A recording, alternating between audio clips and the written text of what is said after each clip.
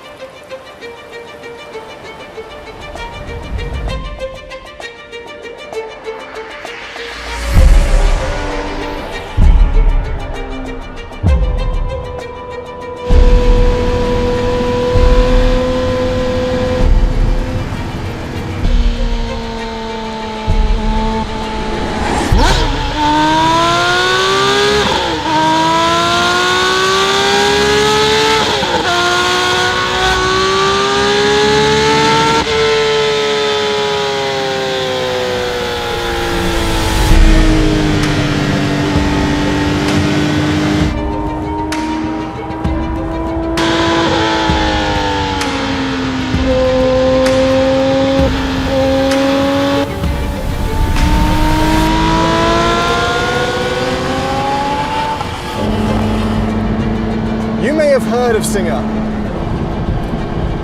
or maybe you haven't. And they weren't the first to come up with the idea of restoring and modifying a car. But they put the word resto mod on the map in a way that no one else had ever done. And yet, they're not a resto mod company, or so they claim. This is a 911 reimagined by Singer. Thank you very much. Whatever it is, and whatever you want to call it, it's gathered quite the reputation. We've been saying for years that if you truly want a special experience, something that actually drives, like peak car, don't get a hypercar, don't get a Bugatti, don't get a McLaren or a Ferrari, get a resto mod. Because they have modern performance, but with all of the classic car engagement. And considering that Singer's DLS is said to be one of, if not the best resto mods, if we're right, then that might be the best sports car ever. But there's a problem. Because for the price of that old 911, which Singer have fiddled with, you can get a brand new 700 horsepower Turbo S. Actually, you can get 3 of them, and 3 GT3s, and 3 GT3 Tourings, and 3 GT3 RSs. Yeah, those go for about $3 million now.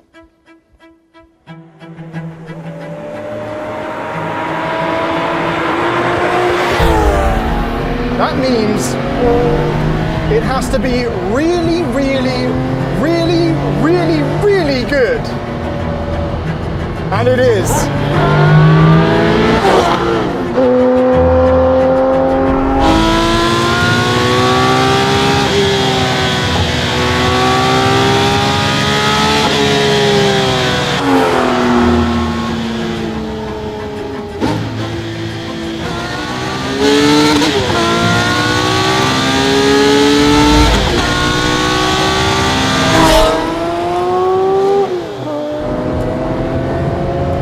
That Turbo S Thomas was talking about, yes, technically it has more horsepower than this, but this weighs as much as an MX-5, which means technically, scientifically, from this driver's seat, it shits on a Turbo S.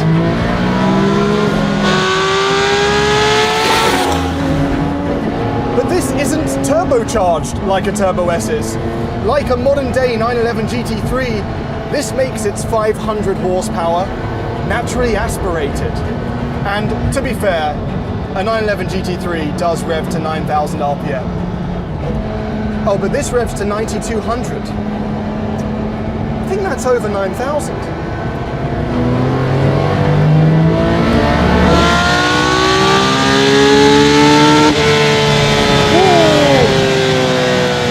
Oh, that's quick. Oh, the downshift. Oh.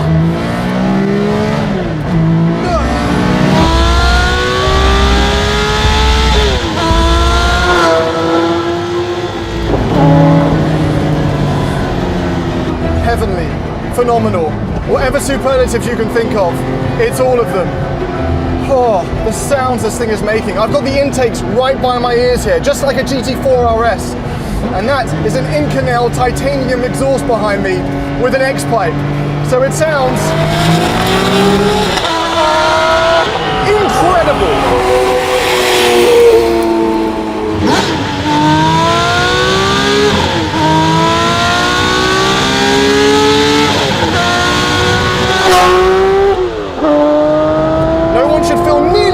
As this in a 1989 911. And because it's a 1989 911, it sounds amazing.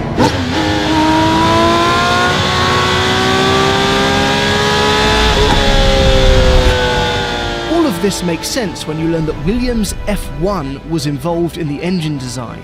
It still uses the original car's block, but it's been completely cracked out with the most insane materials science can provide. So often with the newer cars, as good as they are and a brilliant performance that they create, we always say, well, they made it sound as good as they could with what they had because of emissions and turbochargers. This doesn't need to give a shit about any of those.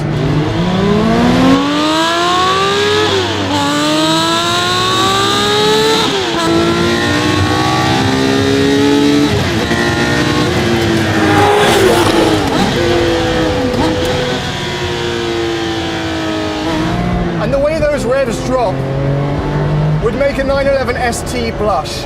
This truly feels like an LFA with a manual. When I clutch in, it feels like the engine is turned off. That is how quickly those revs drop. The reciprocating mass of the engine is so minimal, which makes it so engaging. Oh. I can't stop down. I can't stop downshifting. Even the shifter effort, you can be quite delicate with it. It doesn't need that much force. It's just purposeful and beautiful. It's a bit of a short shifter as well, and it rewards shifting quickly. And you can play with it because there's a little hole in the shifter, so you can just stick your fingers in it if you want to grip it a different way. Uh-oh. All right. My turn. How was it? It was good. I've made a huge mistakes just in the last bit. What do you mean? Is the car okay? No, I was playing with the shifter, and I've actually got my finger fully stuck in it. What are you talking about? It's got a hole, and I let the intrusive thoughts win. If you just get kidding me right now? I got my finger stuck in the seatbelt once. My grandma used butter. We're not putting butter. Have you got butter? We're not putting butter in a $3 million car. We're not using any sort of lubricant whatsoever. Ow, Alan, don't pull. Obviously, I've been pulling. Obviously, I've been pulling. Why would you do? Ow, look. Are you? Okay, just so hold on. Do you have butter? At least it was just your finger you put through there. But do you have butter? Why would I have butter on the side of a mountain? I've obviously pulled. Right, I've obviously been pulling. I'm gonna push. So the push is. I'm not missing push. torque. You just, I'm not missing torque. Okay, just twist it then. Twist. Twist and pivot. Twist and pivot. Oh, that's not good. Okay, come on. It's made of carbon fiber. Jesus, it doesn't give, but you Why need to. Why are you treating my finger like a sausage? That's real. James, holy crap, you gotta get it. Oh, okay. Yeah, your sweat helped there. I was about to spit on it.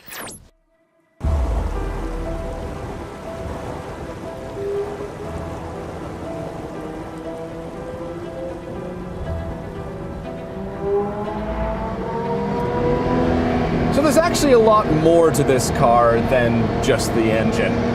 The classic 911 that Singer modified was very much just a classic 911 with every inch of it perfected.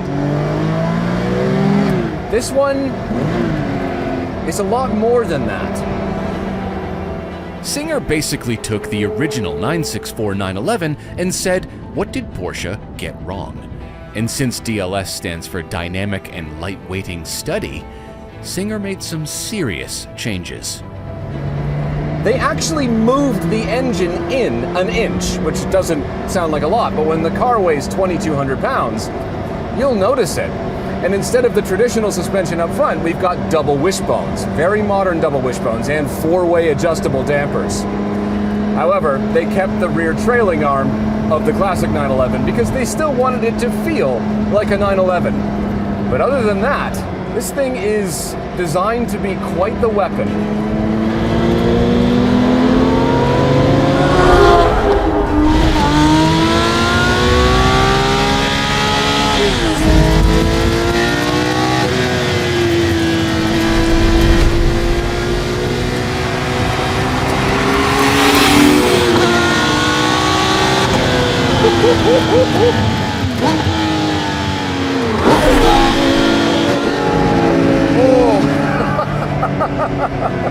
Oh, you can feel how light it is under brakes. It just scrubs the speed.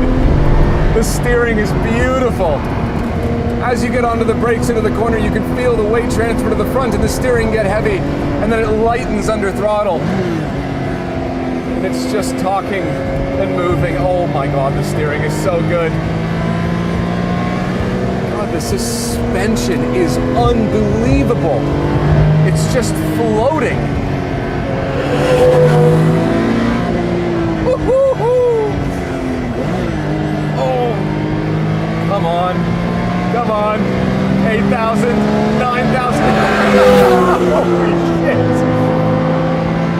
Oh, it's actually truly beautiful in the corners.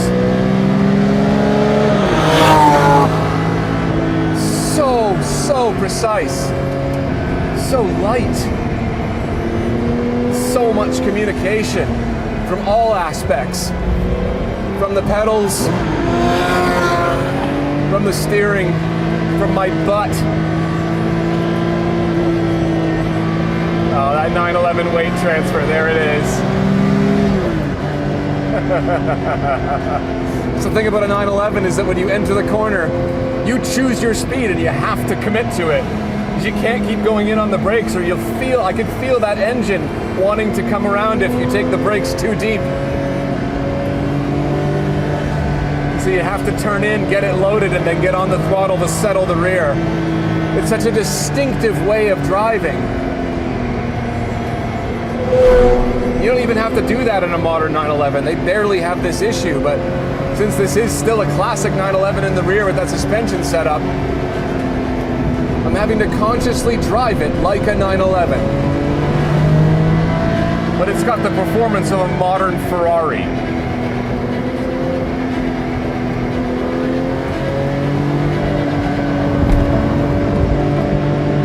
Did you see my hands move over that bump? It's the steering just telling me what those fronts are doing. It's just...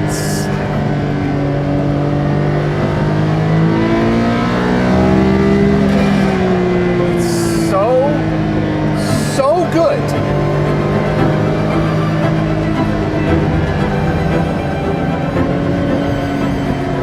I know we go on and on and on about how important it is to make cars light. But let this be the biggest lesson of them all. You put it all together in a package like this with good suspension and a brilliant engine and a perfect manual transmission.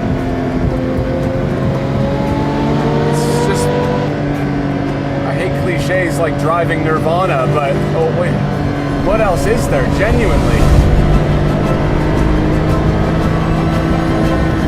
What more is there than this?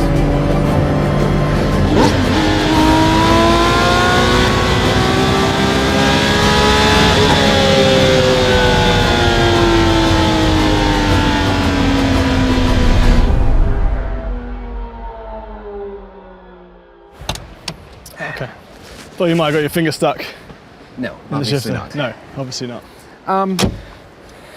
So 10 out of 10, no notes. I wanted to have a note. I did too. I woke up this morning, I was like, I'll find a problem with it. And I didn't. It's basically perfect dynamically. It feels the most finished in every way. Yes, exactly that. I mean, so many talented people were involved in this. And Chris Harris. I'm kidding, Chris. Oh. No, I'm kidding. No, I think Richard Tuthill, by the way, is part of that number. He was involved. Yeah. But no, like people like Chris Harris had their hands on this, and as a result, all the things that bug us automotive journalists have been effectively erased from the car. It's almost like there's no room. Every bar has been maxed out. The way the suspension handles the road, the engine sound, the shifting, the steering. every single vertical of what makes a good car is maxed. It is, including the price. Yeah, I was going to say it should be. It should be. It's so much money. But then, okay, the drive alone does not justify the price. Do you agree? Like the drive is basically as good as it gets. Yeah, Best thing. it's $1 million drive. Easily. And then the rest of it is in the craftsmanship, right? So this being the DLS version of the 911 that Singer made has so much, like it's wider, the whole front end's been redesigned, right? For aero and cooling. Yeah. This top bit where the air goes in is a duck spoiler, but didn't really work apparently, we've been told, on the old 911, so they had to design an air channel. Williams was involved. But that's what you're paying for. You're paying for the time at Williams. You're paying for all the CAD stuff, all the things. Yes. Was it CFD? Well, here, look at this. This is the device that Williams made to adjust the suspension. How like it's F1, light. how F1 is that? Yeah, it's milled out of something. It's so extra. You know what works? A little knob. You could turn a knob and that changes. Nope, we needed this. Yeah, but it needs to be special at that price. It Things does. things that make you feel special. Yeah, and I mean, here's the good news. If you happen to not like the spec, you could do anything you wanted. That's the beauty of a Singer, I guess. It's quite agnostic to spec though, because it still looks brilliant. I personally wouldn't spec California Racing Gold with the Zuma blue magnesium wheels. I looked at these online. Did you? There was another build that I just absolutely fell in love with, and it was blue. Yeah, And was it? Yeah, I can't remember the name of the build. We'll show it. It is so good. The attention to detail is basically as good as it gets. You cannot find a flaw. You can't. I'll give you 3 hours on your hands and knees, magnifying glass. You just can't find a flaw. The paint is perfect. The paint is as good or better than his Century. And that's some of the best paint I've ever seen in the world.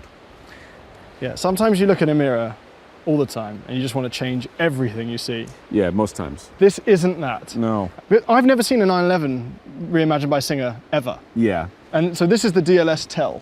This Right. You have to get this on the DLS. You can get it on the other ones though.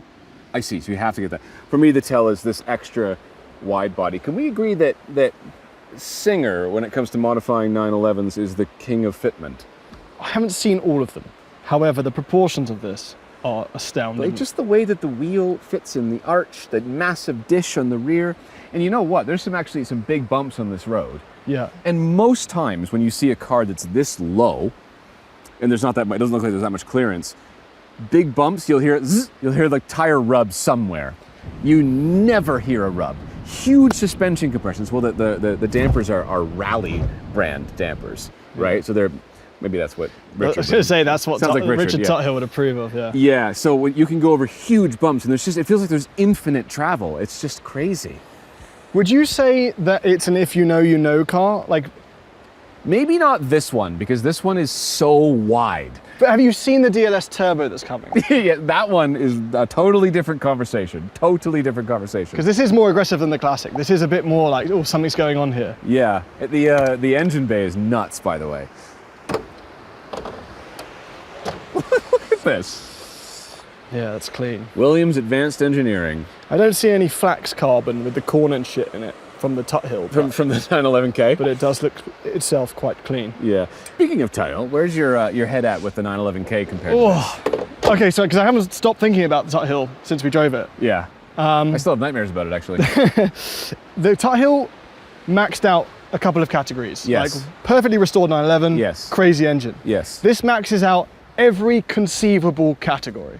And I don't miss the extra 2,000 RPM, and that was the beauty of the Tahoe actually, is that when you hit 9,000, it felt like enough. It just went more. It just kept going. So yeah, this is a much more finished, much more. They both have their place, obviously, in weird resto mod, not a resto mod world. Well, the biggest difference is inside. Yeah. All right, let's take a look. How good's that door close? It's so good. It feels like baby G-Wagon vibes. Yeah, well, it's a mechanical latch, the mechanical window, the mechanical key. The locks are mechanical. There's no central locking. Well, that's because this has got the DLS treatment. Yes. If you get one of the other 911s reimagined by Singer, like the classic, you can get electric windows, central locking, all the comforts of a modern car. Yeah. Actually, this does have front lift. It has front axle lift. That right feels there. like a wildly modern. There. It looks weird when it does it. I know, it feels like it should, but it's really handy. Okay, the interior. Yes, so we've been lucky enough to be. No more. Okay.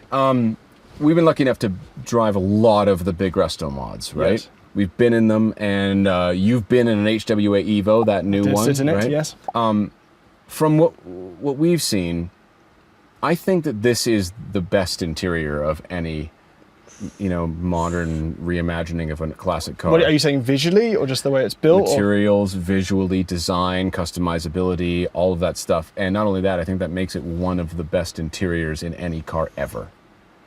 Wow. Right? Because, we'll find a bad material. Can you see all the, Porsche question, can you see all the gauges while looking at the steering wheel?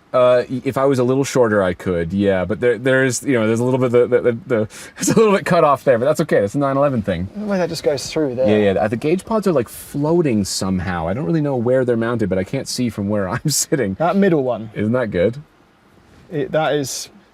you can get that done in whatever you want, right? I know, but it's just gold. It should be chintzy, and it's not. I know, it gold really just works. Just like it does on the 911 ST. Those little accents of gold. Yeah. No, and the details are insane everywhere. Look at the carbon fiber going into the headrest.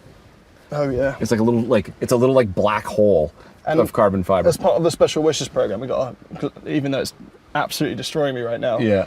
We've got the glass panoramic roof, which I really, really like because it makes it much more spacious. Yeah, there's a panel that goes in there if you don't want to be blasted by the sun all the time. Yes. Because otherwise these things can feel quite small. This is a beautifully small car.